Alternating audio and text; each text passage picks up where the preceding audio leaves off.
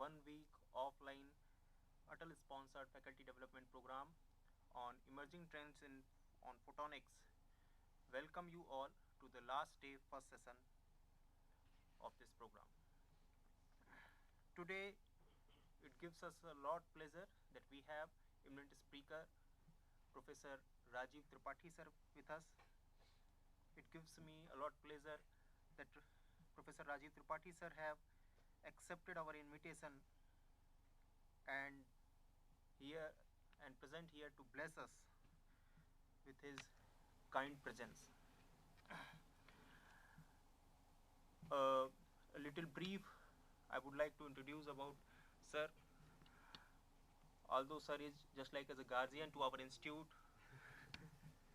just for the and we all know everything about sir, but just for the sake of formality, Professor Rajiv Tripathi sir is presently working as a professor in MNIT Allahabad, Prayagraj. Sir have completed his BTech in 1986 and MTech in 1992 and PhD in 1998 from University of Allahabad. He has 36-year long academic, administrative and research experience. He has also held different administrative post at MNIT Allahabad. He has also worked as director of Institute of National Importance, MNIT Allahabad, since 2016 to 2021.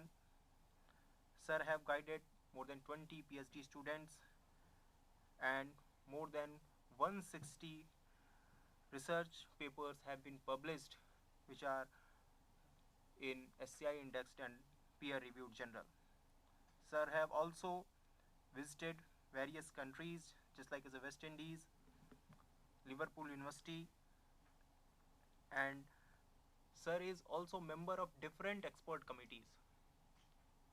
Sir is also member of different selection committees and we all have been blessed by sir time to time. So thank you sir. It was just showing a lamp to the sun, so I won't talk much and won't take more time. So thank you sir.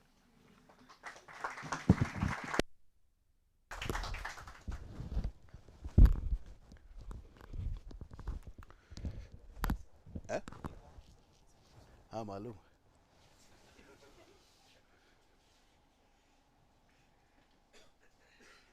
चलिए, धन्यवाद and very warm good morning to all of you, because weather here is very good and the place from where I am coming, there it's very cold.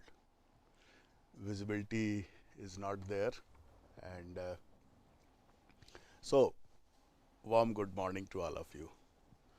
First of all, I am thankful to the coordinators and all my distinguished faculty colleagues from this institution, director of this institute, for providing me this opportunity to be here to share some of the things with you all. This is Atal FDP on emerging trends in photonics. तो कितने दिन से चल रहा है? Monday से. Okay. So 5 days, 6 days, all the participants, they must have gone through different technical aspects of photonics. Indeed, it's a very important and emerging area, because now with the advancements in the material science, there is a limitation in case of photonic devices, and that limitation is primarily because we don't have that fast signal processing, because any signal which you want to transmit through optical medium or channel, uh, it has to be first, it has to be an electrical signal. आप जो बोलते हो अगर इसको transmit करना है तो basically you need to convert it into electrical signal, then optical signal. And that is one of the primary reason why we are not able to exploit full potential of optical fiber communication system. This is one application. In case of other applications, everywhere, because over the period of last 2 decades, the technology has advanced like anything,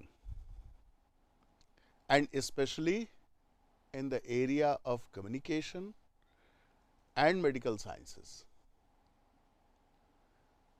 जो लोग उस समय के होंगे, ये बच्चे तो शायद नहीं देखे होंगे, टेलीफोन लाइन लैंडलाइन होती थी और बड़े मुश्किल से कनेक्शन मिलता था, और 9 बजे से 11 बजे तक क्वार्टर रेट होता था एसटीडी का, और 11 बजे के बाद हाफ रेट होता था, 11 बजे के बाद वो क्वार्टर रेट होता था, और कॉल्स लगती नहीं थी, long distance calls. You need to book it from somewhere, follow it up, और बुक करके फिर बैठे रहो. पता चला 2 घंटे 3 घंटे कब कनेक्ट हो रहा है, you never know. So we have seen all those phases of communication, and later on pager started. It was not cost effective. pager का lifetime थोड़ा काफ़ी कम था, and pager, I don't know whether this younger generation have seen or not. Pager use to be a small device जो जेब में रखिए, हमको आपको कांटेक्ट करना है तो I use to call on your pager, message आता था. कॉस्टली डिवाइस, कॉस्टली अफेयर होने की वजह से रुक करके किसी पीसीओ से हम कॉल बैक करते थे आपको. इस तरह की बातें थी. हाँ, ग्रेजुअली मोबाइल सिस्टम केम, उसका कॉस्ट इफेक्टिवनेस देखा गया, तो धीरे धीरे करके now you cannot think of any person, whether literate और illiterate, whether in rural area और in urban areas, who is not using mobile. So that kind of tremendous change has taken place. And if you are talking about medical sciences, in medical sciences, particularly in the area of surgery, the technology has played a very key and important role. और आजकल तो जिस तरह की बातें हो रही, उससे तो लगता है कि डॉक्टरों की ज़रूरत ही ख़त्म हो जाएगी. ये नया वर्ड क्वाइन हुआ है एआई टाइप का, उसमें कहते हैं कि आप फोटो खींच के भेज दो, आपको दवा आ जाएगी. है? तो this is the kind of advancement which our generation has seen it. और जो देखता है, पूरे इस चीज़ों के दौर से गुजरता है, वो रियलाइज कर सकता है. आज आपके साथ एक मोबाइल है, आप चाहते हो कि सारी चीज़ें आपके पास हर समय रहें. आज के बच्चों को बताओ कि ये चीज़ होती थी तो कहते थे किस ज़माने में रहते थे, ऐसा भी होता था. मैं अपने घर की बात कर रहा हूँ. So anyway, what I wanted to tell you that how fast advancement has taken place, and this particular thing which you people are studying, now it has become very crucial, very important, and that's why lot of interest has been generated in these photonic devices. All optical networks की बात होने लगी है, fibre use करके आपके diagnostic की बात होने लगी है, सेंसर्स की बात होने लगी है. But the basic fundamental is that you need to develop the device, and for developing the device or a system you cannot work in isolation. ये फोटोनिक डिवाइसेस आज की तारीख में इस तरह की न होती अगर हमारा मटेरियल साइंस न एडवांस करता. तो आज अगर कोई ये बैठ करके कहे कि हम इस विधा के विद्वान हैं, हम बड़ा काम कर रहे हैं, तो probably that's not going to work today. Today we need to be comprehensive. Today we need to see what other fields they are doing and how that advancement from the other field can be exploited for your target, for your application and for your research. क्योंकि अगर research की बात करें, development की बात करें, तो it's a pyramidical structure. उधर वाला भी कुछ कर रहा है, इधर वाला भी कुछ कर रहा है, वो सब कन्वर्ज होकर के ऊपर पहुंचता है. BA, MA, PhD, BSc, MSc, PhD, BTech, MTech, PhD. PhD में कोई डिस्क्रिमिनेशन नहीं है, वो डिग्री सेम है. क्या मतलब है उसका? बीकॉम, एमकॉम, पीएचडी, तो पीएचडी रिमेन सेम. उसका मतलब ही यही है कि अगर आपने एक पर्टिकुलर विधा की फिलॉसफी समझ लिया है, तो you can appreciate the other disciplines also. And that is where the point is कि आपको अपने जिस भी डोमेन में काम कर रहे हैं, उस डोमेन की knowledge, fundamental knowledge, basic knowledge, और जो भी काम कर रहे हैं उसके आसपास in totality you are able to visualize the scenario. Now I'll come on this issue later. Let me first talk something about this, otherwise it will not be justified. तो आजकल जो बातें हो रही है, because I am from communication, application इसके सब जगह हैं. Device fabrication for certain applications, और रिसर्च में बहुत सारे लोग डिवाइस फैब्रिकेशन जो कर रहे हैं, क्योंकि एप्लीकेशन डोमेन इतना बड़ा है कि वो ये देखते ही नहीं किस एप्लीकेशन के लिए हम कर रहे हैं. काम किया, आगे बढ़े, फिर जब डिवाइस का कैरेक्टराइजेशन किया, then they try to find out what will be the application of this particular device. And it's good also one way. हम लोग दूसरे तरह से सोचते हैं. हम लोग कहते हैं कि नहीं भाई, टारगेट क्लियर कर लो कि कहाँ पहुँचना है, किस एप्लीकेशन के लिए है, हवा में मत बात करो. तो दोनों अप्रोच है, दोनों approaches are equally applicable. With the advancement in photonic devices, sensors, your conversion from electrical to optical, optical to electrical, that has made very fast and quick growth. Because of these devices only, in optical fiber communication, there used to be two types of fibers, step index and graded index fiber. और ये था कि वो low power, short distance, लो data rate graded index लगा लीजिए, पैसा भी कम होगा और डिवाइस में भी इशू नहीं आएगा. Now nobody talks about graded index fibre.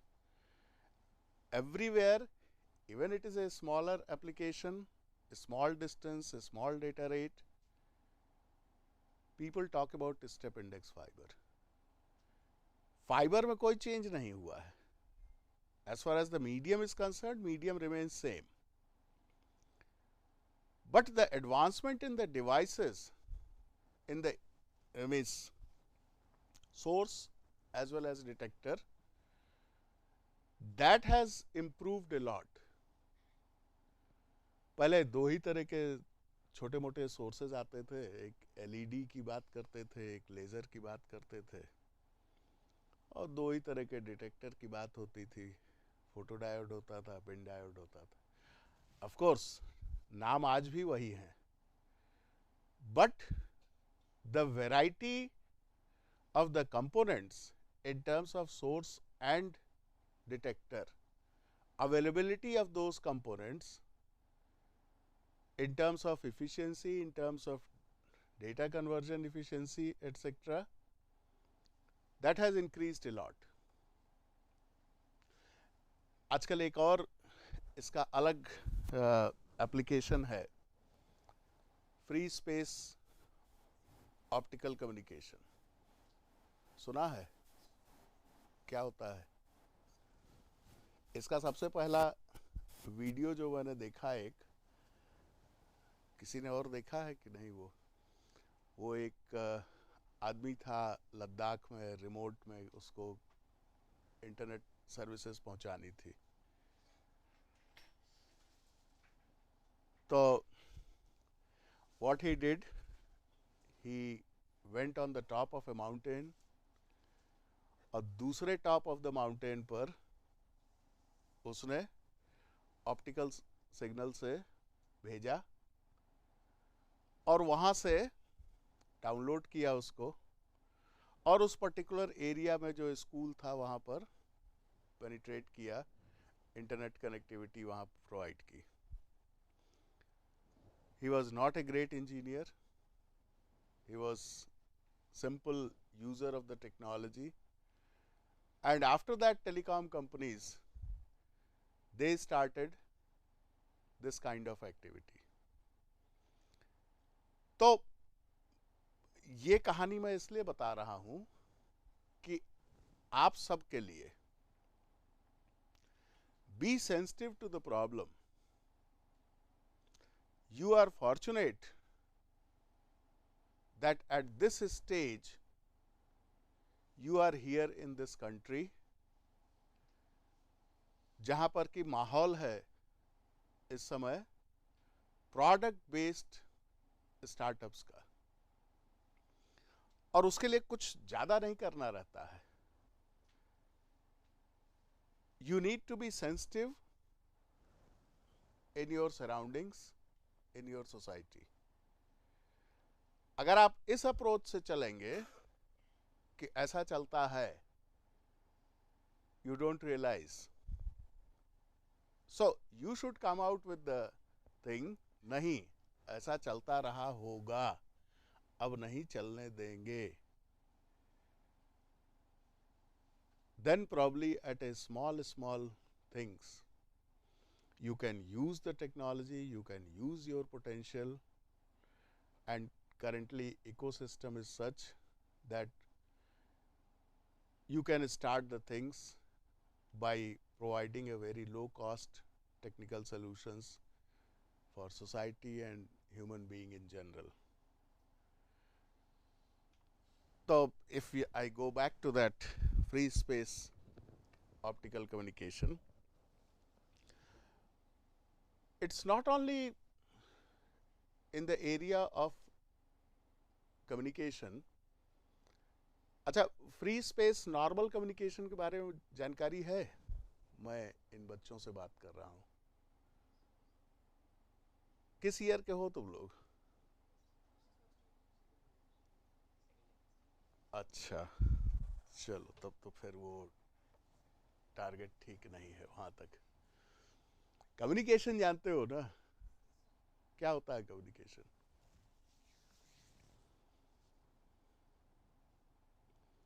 Normal human communication, to transmit information from one point to another point.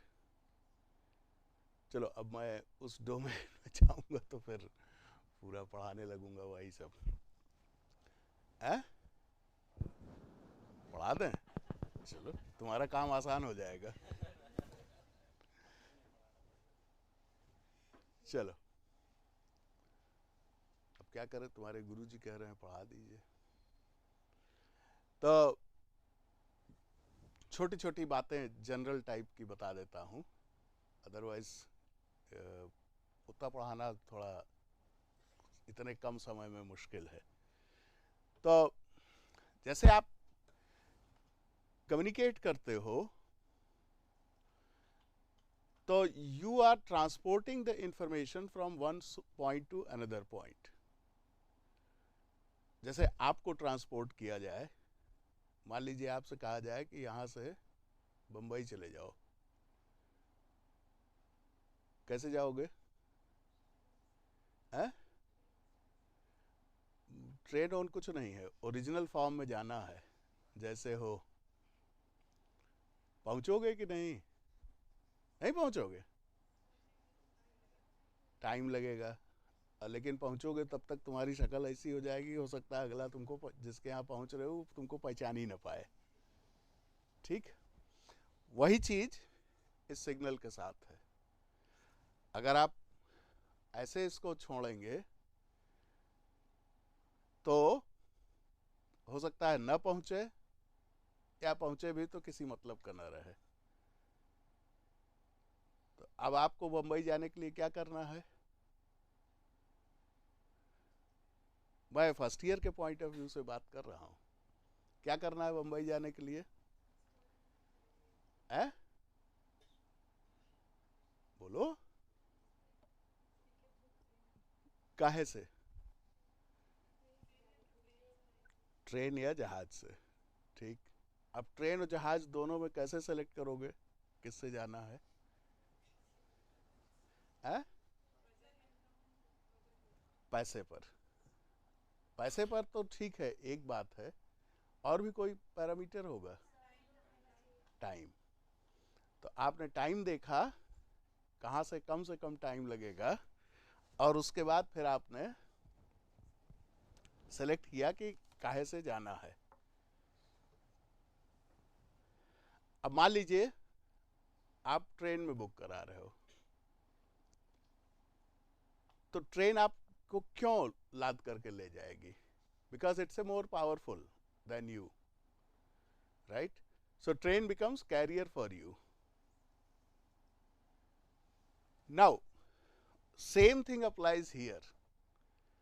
If I have to transmit anything so that the receiver should get it, and same parameters are also applicable here. That means cost and delay. कि तुरंत पहुंचना चाहिए, पैसा कम लगना चाहिए। ठीक, तो अब एक कैरियर मुझे चाहिए। तो कोई भी कम्युनिकेशन आपका बिना कैरियर के नहीं हो सकता है, क्योंकि you cannot transport the information from one point to another point. Simple sine wave जानते ही हो। साइन वेव में क्या क्या है? एम्पलीट्यूड है, फेज है, फ्रीक्वेंसी है। तो अपने मैसेज सिग्नल को अगर आपने एम्पलीट्यूड में बैठा दिया फर्स्ट एसी में, ट्रेन में फर्स्ट एसी हुआ ना, तो फर्स्ट एसी में बैठा दिया, या सेकंड एसी में बैठा दिया, या जनरल स्लीपर क्लास, एक 3 टियर भी है तो उसको छोड़ देते हैं। तो the same thing applies here. You need to select a carrier, you need to implement your message signal on the carrier, and then inject into the system as train or flight will take you from here to Bombay, this carrier will take it. और जब उस career से आप उतरोगे तो आप ठीक ठाक रहोगे, फ्रेश रहोगे। स्लीपर क्लास में जाओगे तो थोड़ा समस्या ज़्यादा रहेगी, लेकिन बाकी कैटेगरीज में चलोगे तो you will be fresh. You can immediately go and attend your whatever duties are. Same thing applies here. अब डिफरेंट तरीके के जो ये इम्प्लीमेंटेशन है, कैसे आप इम्प्लीमेंट करते हो, और वो एक कैरियर हो गया, एक मैसेज हो गया, और ये प्रोसेस क्या कहते हैं उसको, मॉड्यूलेशन कह देते हैं, कि हमने मॉड्यूलेट किया और भेज दिया। हर एक कम्युनिकेशन में हमको ये देखना रहता है कि हम कितना उसमें डिस्टॉर्शन, कितना एटेन्यूएशन हम झेल सकते हैं, या पूरे रास्ते में किस किस तरह के सोर्सेज मिलेंगे जो सिग्नल को एटेन्यूएट करेंगे, उस हिसाब से हम अपना सिग्नल स्ट्रेंथ बना देंगे। 3 दिन लगना है तो ज़्यादा खाना वाना लेके जाएं, जिससे कि उतरते ही जाना पड़े तो मैं चला जाऊं। तो अब मैं सबके लिए बोल रहा हूं ये बात कि any type of communication, either it is a normal wired communication, or it's a wireless communication, or it's an optical communication,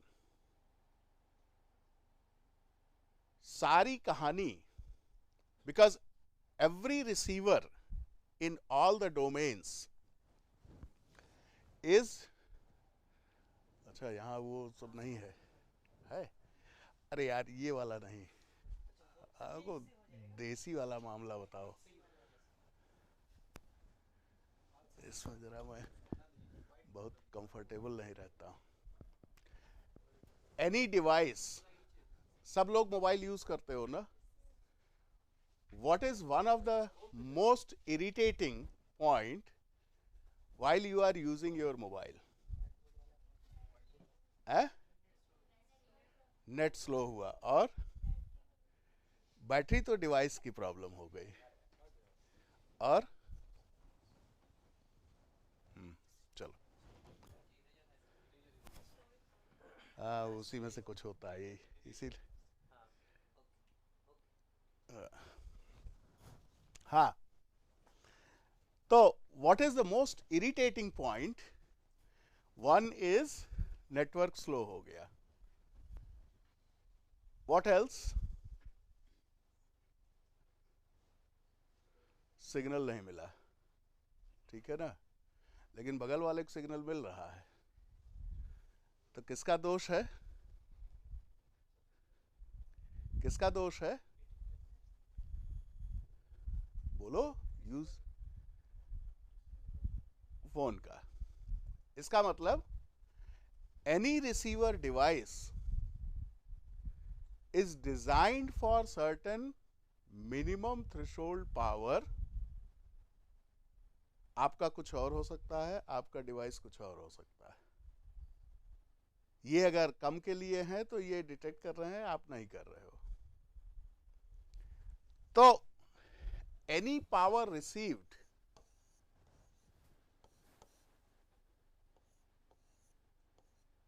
अरे यार ये इक्वल का साइन है, ठीक है,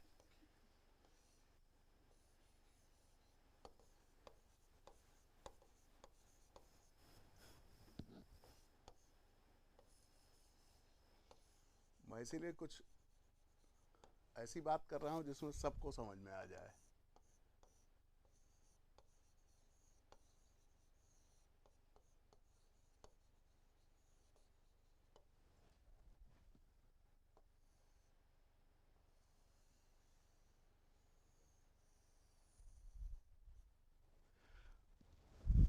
हर तरह के कम्युनिकेशन की कहानी यहीं पर रहती है। आप कोई भी कम्युनिकेशन सिस्टम उठा करके देखो, अच्छा, किसी भी कम्युनिकेशन नेटवर्क की परफॉर्मेंस, जो परफॉर्मेंस पैरामीटर है वो स्पेक्ट्रल एफिशिएंसी है एंड पावर एफिशिएंसी, बस और कुछ नहीं है। जितनी रिसर्च, जितना एडवांसमेंट हो रहा है वो कुल मिला करके इतनी जगह पर सीमित है।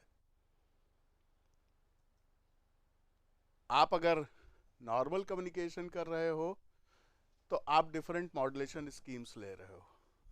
डिफरेंट मॉड्यूलेशन स्कीम्स को जब आप परफॉर्मेंस पैरामीटर निकाल रहे हो तो मॉड्यूलेशन स्कीम्स किस में इवेलुएट होती है? In terms of power, in terms of bandwidth, right, bandwidth used. तो जहां पर बैंडविड्थ की बात हुई ये आ गया स्पेक्ट्रल एफिशिएंसी, जहां पर पावर की बात हुई पावर एफिशिएंसी आ गई। आप ये चाहोगे कि जो भी, अच्छा, what is the meaning of this spectral efficiency? Anybody?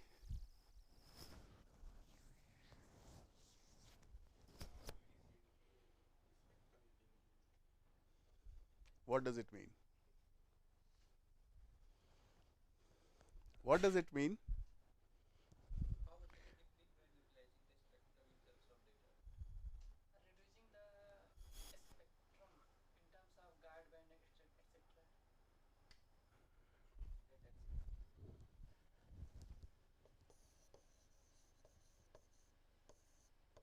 कोई भी कम्युनिकेशन सिग्नल, चाहे वो जिस डोमेन में हो, here what ever I am talking it's a generic, it's equally applicable to all the types of your communication system.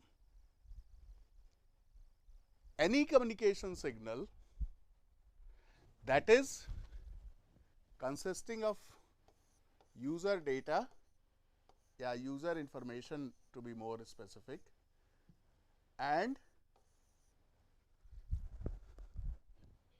ये क्या है? मैंने जानबूझ के पूरा नहीं लिखा है जी, नहीं। This is signaling signal. Now what is signaling signal? It's a set of control signals, जो अभी ये सब गार्ड बैंड, फार्ड बैंड बात कर रहे थे, that is included here. That is included here. But for any communication signal, there can be more than these things, right? और spectral efficiency का मतलब है कि you have to minimize this, maximize this, as has been rightly pointed out by somebody here.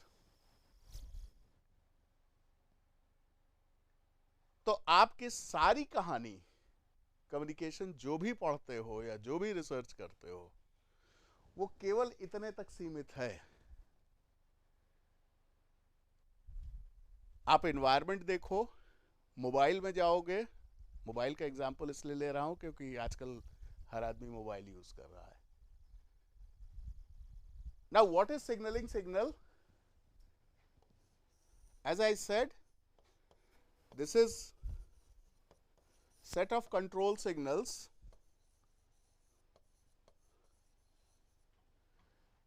establishing the connection, ये भाई इसमें मजा नहीं आ रहा है, maintaining the connection and maybe terminating the connection. कुछ समझ ना आ रहा हो तो पूछ लेना, क्योंकि वो लिखने में खिंच जा रहा है इधर उधर। ओके,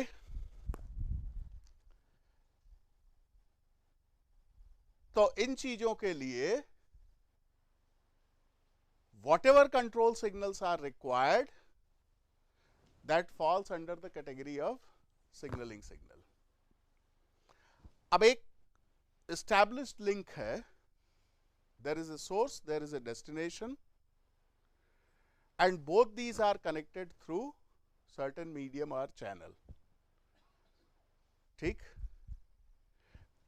बैंडविड्थ लिमिटेड होगी, हर एक मीडियम या चैनल की एक पर्टिकुलर बैंडविड्थ है, वो फिक्स है. Bandwidth means nothing but capacity. I'll not go into the detailed description of that. So capacity is fixed. Within that capacity, you need to accommodate these two signals, and your target is इसको बढ़ाना, इसको कम करना. That is called spectral efficiency. अब अगर fix मामला है, इधर भी फिक्स है, इधर भी फिक्स है, चैनल भी फिक्स है, तो एक बार में आपने कहानी खत्म किया, सिग्नल फिक्स हो गए, oh, you are happy man, right? अब अगर मोबाइल है, तब क्या कहानी है, ये भी भाई साहब घूम रहे हैं, ये भी भाई साहब घूम रहे हैं, तो इनको आपको ट्रैक भी करना है. और मोबाइल में it's not like your optical communication link, जहां पर कि बैंडविड्थ की कोई प्रॉब्लम नहीं है, आप जितना चाहो सिग्नल घुसा दो. और शायद इन्हीं सब वजहों से मोबाइल का ये ऑप्टिकल कम्युनिकेशन बहुत ज़्यादा डेटा रेट आप उस पर डिराइव कर लेते हो इफिशिएंटली. मोबाइल में तो कहानी फिक्स है. मोबाइल में क्या है कि आपकी बैंडविड्थ कंस्ट्रेंट मीडियम है, कैपेसिटी फिक्स है, उसको आप कुछ नहीं प्ले कर सकते हो. और बैंडविड्थ फिक्स है और कंट्रोल सिग्नल ज्यादा है, क्योंकि ये भी घूम रहा है, ये भी घूम रहा है, इसको भी ट्रैक करना है, इसको भी ट्रैक करना है, तो ट्रैकिंग सिग्नल कंट्रोल सिग्नल में आ गया, तो ये बढ़ता जाता है. तो यहां पर सारी कहानी जो होती है, बिसाइड्स ऑल अदर एस्पेक्ट्स, ये भी एक इंपॉर्टेंट कंपोनेंट है, because it contributes majorly in signalling signal. तो आपके बाकी सिस्टम में या यहां पर भी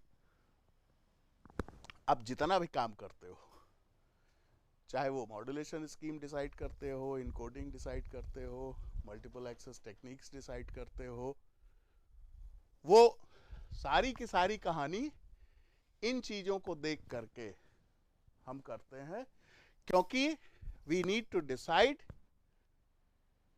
what amount of power is to be transmitted.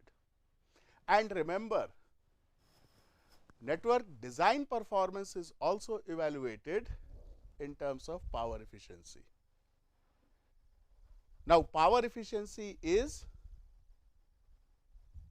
that कितना कम से कम पावर ट्रांसमिट करके हम कम्युनिकेशन एस्टैब्लिश कर सकते हैं. अब अगर आप फोटोनिक डिवाइसेस में आइए, तो वहां पर भी हम जो फोटोनिक डिवाइसेस के कैरेक्टराइजेशन करते हैं, वो ऑप्टिकल डोमेन के लिए ज़्यादातर करते हैं. वहाँ भी हमको देखना है कि what kind of losses that particular photonic device is contributing. Device है, सेमीकंडक्टर मटेरियल है, तो जो बेसिक कैरेक्टरिस्टिक है उसका, in terms of losses, in terms of attenuation, that will remain same as that of your any semiconductor device. किसी semiconductor device में problem कहाँ कहाँ आती है, कैसे उसके नॉइस को एनालाइज करते हैं, कैसे ऑपरेट करती है कोई भी सेमीकंडक्टर डिवाइस है. एक सिंपल ट्रांजिस्टर है या डायोड है. ए भाई, कब तक का है ये? टाइम नहीं पता चल रहा सर, हम लोगों को नहीं, टाइम मुझे भी नहीं पता चल रहा है, लेकिन आपके डायरेक्टर साहब का आदेश है कुछ. अच्छा चलो है? हाँ यार, मैं एक्चुअली इनर और वोलन शर्ट इलाहाबाद के हिसाब से पहन के आया, तो उस चक्कर में गड़बड़ा रहा।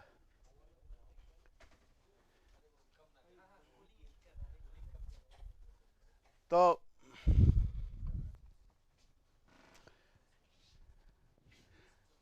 अब आपके जितने सारे चीजें हैं वो सारी चीजें आपको डिफरेंट सोर्सेज ऑफ लॉसेस निकालना है, लॉसेस कहाँ कहाँ हो रहे हैं, नॉइस के सोर्सेस क्या क्या हैं, उसका नेचर क्या है, कितना नॉइस कंट्रीब्यूट कर रहा है, और उसी के हिसाब से हम ये पावर ट्रांसमिटेड बढ़ाते हैं। अब अगर वापस जाएं हम, if I go back to my original example of free space optical communication, अच्छा, at different frequencies different types of लोग जनरेट हो जाते हैं समस्या क्रिएट करने के लिए। हल्का फुल्का है तो बड़ा वाला आदमी नहीं आएगा, निपट लो यार तुम ही। थोड़ा बड़ा आदमी आया तो बड़े तरीके वाले आ गए, छोटा वाला गायब हो गया। तो इसी तरीके से डिफरेंट सिचुएशंस में डिफरेंट कंपोनेंट्स हैं, डिफरेंट फैक्टर्स हैं जो एक्टिवेट हो जाते हैं। खासकर ये जो अनप्रेडिक्टेबल मामला है वेदर का, क्योंकि हम फ्री स्पेस में बात कर रहे हैं। अगर हम गाइडेड मीडियम की बात करें, कितने तरह के गाइडेड मीडियम होते हैं? मीडियम के दो क्लासिफिकेशन है, एक आपके गाइडेड है, एक अनगाइडेड है। गाइडेड में ट्विस्टेड पेयर केबल है, कोएक्सियल केबल है, ऑप्टिकल फाइबर केबल है, एंड सो ऑन। अनगाइडेड में आपका ये पूरा एटमॉस्फेयर है। तो गाइडेड मीडियम की बात करें तो वहां की कैरेक्टरिस्टिक फिक्स है, मटेरियल फिक्स है, उस मटेरियल में किस फ्रीक्वेंसी पर कितना एटीन्यूएशन होगा वो फिक्स है, एक बार में काम चल जाता है। अनगाइडेड मीडियम में अगर आप चलेंगे, वहां बड़ी वाइब्रेंसी है, बहुत फास्ट चेंजेस होते हैं, बहुत तरह के समस्याएं होती हैं इन टर्म्स ऑफ वेदर। और अगर आपने मोबिलिटी ऐड कर दिया है तो नॉट ओनली वेदर, वो जो सराउंडिंग्स हैं उनकी भी समस्या है। तो उन सब को मॉडल करना और तब ये कैलकुलेट करना, यही सारी कहानी है। मोबाइल के केस में क्या है कि जैसा मैंने बताया कि दोनों मूव कर रहे हैं, उनको ट्रैक करना है। कितनी फ्रीक्वेंटली आप अपडेट करेंगे, तो कंट्रोल सिग्नल चाहिए उसको अपडेट करने के लिए। वो कंट्रोल सिग्नल कहीं बाहर नहीं जाएगा, वो यहीं आएगा, अलग से नहीं रहेगा कहीं। तो अगर हम कोई तरीका ऐसा इजाद कर लें कि जो कि अभी है नहीं, अब बहुत सारे लोगों ने बहुत तरह की बातें कही कि अगर हम मोबिलिटी प्रेडिक्शन कर दें कि भाई ये आदमी रोज इधर से यहाँ तक जाता है, because you need to change the point of attachment, right. तो उसके लिए हम सिग्नल्स का आदान प्रदान करते हैं। तो तमाम सारी जो एक्टिविटीज हैं वो यहाँ पर इंक्लूडेड हैं। जो नॉर्मल कम्युनिकेशन या मोबाइल कम्युनिकेशन में भी वो चीज़ें एप्लीकेबल हैं, उन सब चीज़ों को आप एनालाइज करो, कौन सा मॉड्यूलेशन स्कीम है जो बैंडविड्थ कम लेता है, उसको लगाएंगे हम यहाँ। बट वन साइडेड नहीं, बैंडविड्थ तो कम लिया लेकिन at the cost of something else. So you need to see that if it is at the cost of something else, what that something else, how that something else is important and relevant for my system. तो वो एक parameter को लेकर के आप नहीं काम कर सकते। तो अगर इतनी चीजें आपके दिमाग में हैं तो आप चाहे अपने फोटोनिक डिवाइस का किसी भी उसमें एप्लीकेशन में काम करेंगे, वहां पर हर एप्लीकेशन के लिए पावर की इफिशिएंसी बहुत जरूरी है देखना, और डिवाइस ने तो अपना काम कर दिया, उस इंफॉर्मेशन को भेजने के लिए आपको क्या करना है, दैट इज ऑल्सो इम्पॉर्टेंट। तो इतना ठीक है कि और आगे कुछ, क्योंकि the purpose is to trigger it, generate some kind of interest so that you can carry it forward. अब अगर रिसर्च की बात करें, रिसर्च की बात सुनने में किसी को इंटरेस्ट है? आए तुम लोग कहाँ सुनोगे रिसर्च की? अभी बेसिक फंडामेंटल की बात कर रहे थे। तो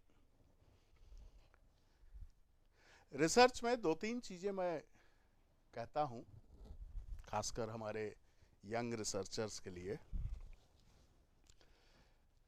एक आजकल बड़ा विचित्र टाइप का माहौल बन गया है। आप कोई भी रिसर्च आइडिया को कंसीव करते हो, उस पर काम करना शुरू करते हो, उसके बाद आप देखना शुरू करते हो कि, क्योंकि रिसर्च तीन ही तरीके से की जाती है, एक सिमुलेशन है, एक मैथमेटिकल मॉडलिंग है, तीसरा प्रैक्टिकल एप्लीकेशन है। हम लोगों के डोमेन में प्रैक्टिकल एप्लीकेशन बहुत कॉस्टली हो जाता है, तो इसलिए हम लोग उसको थोड़ा सा अवॉइड करते हैं। एक तरीके से हमने कुछ किया, उसको वैलिडेट कर दिया दूसरे तरीके से, और चला गया मामला। अब होता क्या है, अब जब आप सिमुलेशन करते हो तो सिमुलेशन टूल्स हैं उसके लिए, एनालिटिकल मॉडलिंग करते हो तो मैथमेटिकल टूल्स हैं उसके लिए, मैथमेटिक्स है, स्टैटिस्टिक्स है, उसको यूज करके करते हो, और प्रैक्टिकल इम्प्लीमेंटेशन अपनी जगह जैसा कर पाए उस तरह से कर लिया। Now going back to the point that you perceived some certain idea and after that you started working on that. तो सबसे पहले आपने सोचा चलो देखें जरा कौन कौन से टूल्स सिमुलेशन के अवेलेबल हैं, तो मिल गया। अब उस टूल में हमने क्या किया कि एग्जैक्टली जो मैंने परसीव किया है वो उस टूल में ऑप्शन नहीं है, because it's quite possible that the individual or group who has developed that tool, they may not have given thought on this direction in which I am thinking. तो अपनी जिंदगी आसान करने के लिए हम लोग क्या करते हैं कि अपने आइडिया से कंप्रोमाइज करते हैं। हम ये देखते हैं कि क्या चीज उसमें अवेलेबल है, और जो चीज अवेलेबल है उसमें खट खट खट खट लाइब्रेरी से मारा, डिफरेंट कॉम्बिनेशंस लिया, n number of graphs generate हो गए, बड़े भौकाली टाइप के, देखने में अच्छे अच्छे हैं, और उसमें एक आध दो ग्राफ से कुछ निकाला, और निकाल करके ये कहा कि ये बहुत बढ़िया काम हुआ है, पर्चा भेज दिया, तीसरी हो गई। तो basically what's happening, that tools are dictating our research, that should not be the case. As far as possible थोड़े एफर्ट्स अलग से करने पड़ते हैं, जैसे हम लोगों के कम्युनिकेशन में ओपन सोर्स सॉफ्टवेयर टूल्स हैं, नेटवर्क सिमुलेटर है, एटसेट्रा। उसको क्यों नहीं लोग करते हैं? कोई कम्युनिकेशन में काम करता है? एनएस यूज़ किया है? किया है? किया है कि नहीं? हाँ हाँ, मैं बता रहा हूँ उसको क्यों नहीं करते हैं। मैटलैब में तो सब कुछ दिया रहता है ना। कोई भी आप ओपन सोर्स में जाओगे, जहां पर भी फ्लेक्सिबिलिटी एंड फ्रीडम होगी आपको अपने आइडियाज को सिमुलेट करने के लिए, वहां आपको कुछ एडिशनल एफर्ट्स करने पड़ेंगे। NS2 हमारा तो कोई भी आता है तो मैं उससे कहता हूँ भाई तू पहले जा NS2 इंस्टॉल कर, देख ले चला पाएगा कि नहीं। तो 2-3 महीना उसको मैं देता हूँ। नहीं, इंस्टॉल तो हो जाता है, लेकिन उसके जो ट्यूटोरियल्स हैं उनको पढ़ के सिनेरियो जनरेट करने में, सीखने में समय लगता है। लेकिन एक बार अगर आप उसको थोड़ा सा 3 महीने नहीं 6 महीने लगा दीजिए, तो इतना आप इंजॉय करेंगे उसको कि जनता आपके पास आएगी कि हमारा ये मॉडल है, इसको सिमुलेट कर दो। तो थोड़े से एफर्ट्स करने चाहिए। और कोई भी काम कीजिए, मैं सबके लिए कह रहा हूं, कोई भी काम कीजिए उसको 2 तरीके होते हैं हर एक काम को करने के। एक तो तरीका ये हुआ कि अरे यार किसी तरह से हो जाए, खत्म हो, जान छूटे इससे। दूसरा तरीका ये है कि आप उसको एंजॉय कीजिए,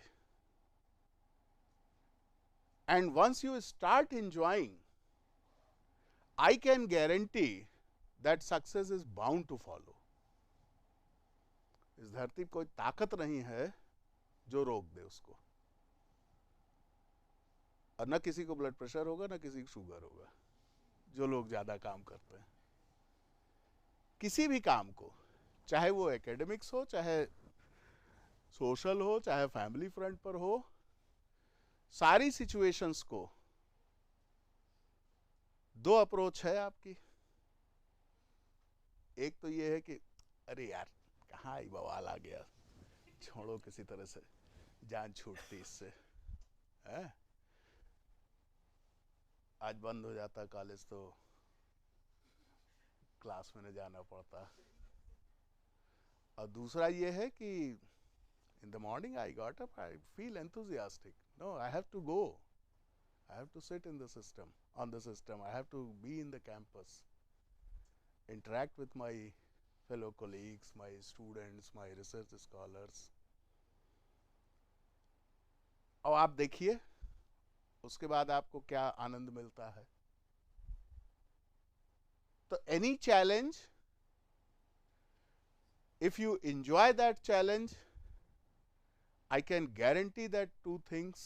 One is success is bound to follow, and it's not going to hamper you anyway.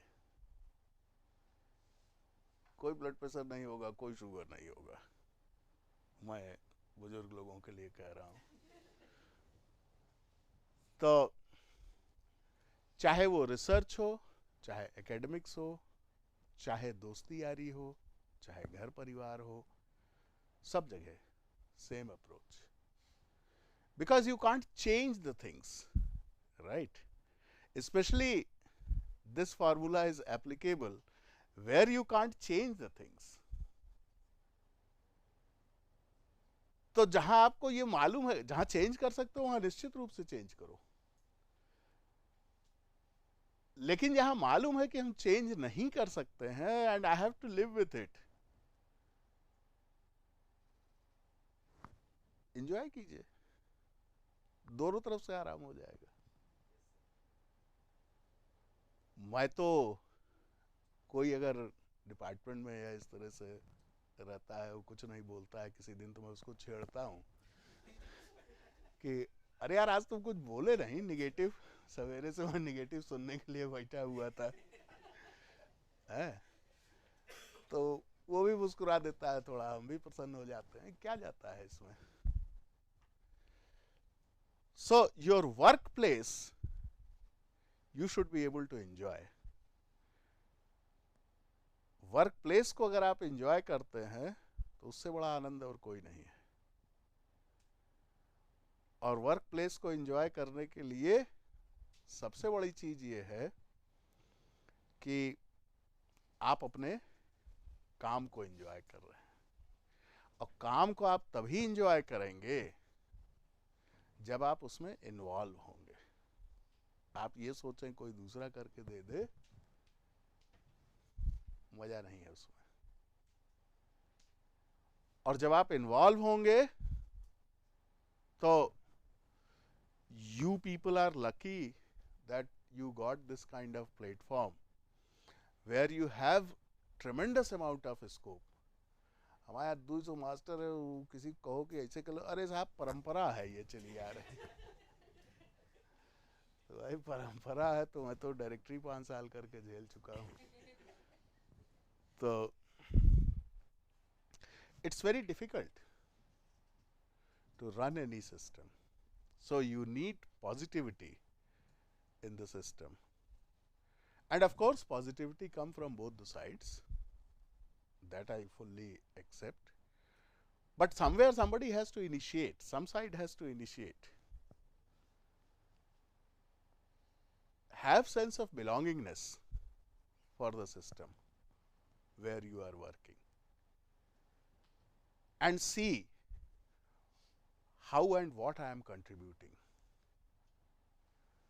आदमी अगर अपने आप से ईमानदार रहते हुए, किसी को ईमानदारी दिखाने की जरूरत नहीं, अपने आप से ईमानदार रहते हुए चैलेंजेस को एंजॉय करता है, पॉजिटिव सोच के साथ चलता है, तो ये मेरा तजुर्बा है कि कोई भी कठिन से कठिन काम और कठिन से कठिन परिस्थितियों से आप हंसते हुए बाहर निकलेंगे। ये बिल्कुल गांठ बांध लीजिए। तो मेरे ख्याल से इतना बहुत है, ज़्यादा रहेगा तो वो फिर जैसे वो हमारे यहाँ प्रयागराज में माघ मेले में प्रवचन होता है ना कि जब तक बाबा जी प्रवचन कर रहे हैं बड़े ध्यान से सुन रहे हैं और जैसे बंधुआ डाके सब खत्म। तो कम चीजें हो, आत्मसात कीजिए, आत्मचिंतन कीजिए। और मैं बच्चों के लिए कह रहा हूं कि don't be afraid of any situation, either in your academics और एनीवेयर एल्स। डिक्शनरी कितने लोग यूज करते हो, पीछे बात कर रहा हूं। ये वो मोबाइल वाला मामला नहीं।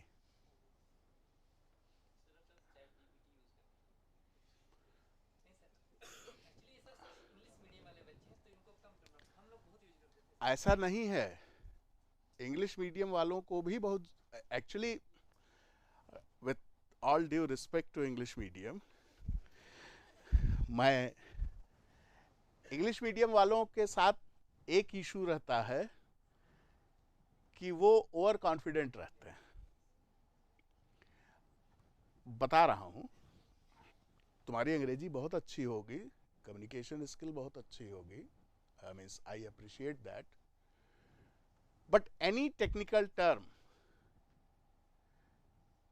you will not enjoy your studies unless and until you are clear in each and every technical terms.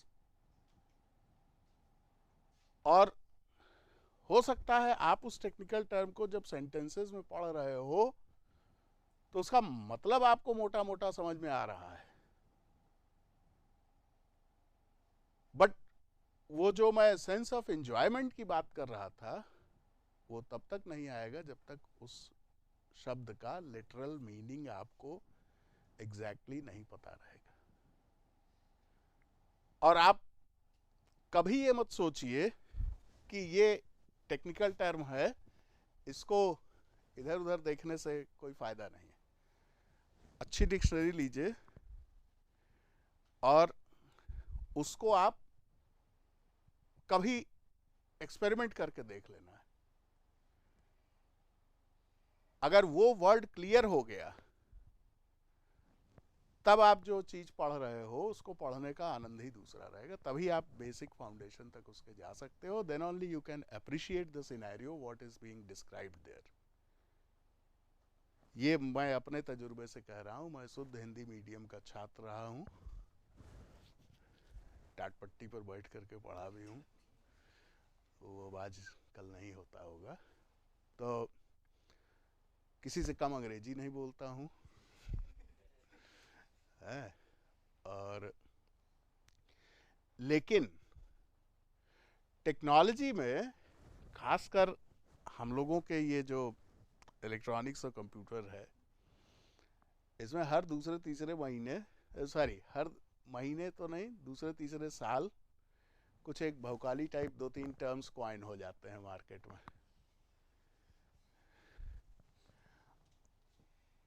और फिर उसी में सब घूमने लगते हैं। अभी मैं 2 दिन कहीं इंटरव्यू में था, everybody was talking about AI, I will use AI. अरे what is AI, tell me what is AI, how you are going to use it.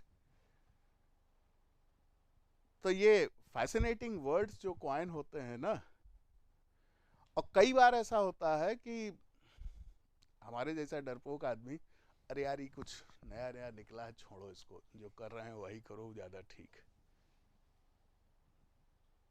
तो अगर आप उसको कभी भी never be afraid about those new terms or the technology जो coin करते हैं सब, क्योंकि आप जब उसको डिग करोगे और उसका लिटरल मीनिंग पढ़ने के बाद उसकी टेक्नोलॉजी में भीतर थोड़ा जाओगे तो you will find its nothing new. Today is an era of integration of different types of mature technologies। और वो एक डोमेन में कुछ इंटीग्रेट किया तो किसी सिरफिरे के दिमाग की उपज आई तो उसने एक नया क्वाइन कर दिया। पहले जैसे कुछ साल पहले एम्बेडेड सिस्टम आया था है? तो मैं बड़ा डरता था कि ये क्या है यार एम्बेडेड सिस्टम, छूता ही नहीं था। वैसे भी मैं माइक्रो प्रोसेसर वगैरह मुझे नहीं पढ़ाना आता है। तो एक दिन मैंने सोचा ये है क्या चीज, इसको देखा जाए। तो सबसे पहले I started with, I am just telling you the my experience. सबसे पहले मैंने स्टार्ट किया डिक्शनरी से, डिक्शनरी में उसका मीनिंग देखा, फिर मैंने एम्बेडेड सिस्टम का आर्किटेक्चर देखा। यार ये है क्या, माइक्रो प्रोसेसर भी पहले था, इंटरफेस भी पहले था, माइक्रो कंट्रोलर भी आ गया है, कोई नई चीज तो है नहीं। तो मैंने और लोगों से बात किया, हमने सोचा हो सकता है मैं गलत समझा हूँ, जो उस विधा के विद्वान थे उनसे बात किया, और उसके बाद से मैंने कहना शुरू कर दिया कि embedded system is a fraud word, nothing new.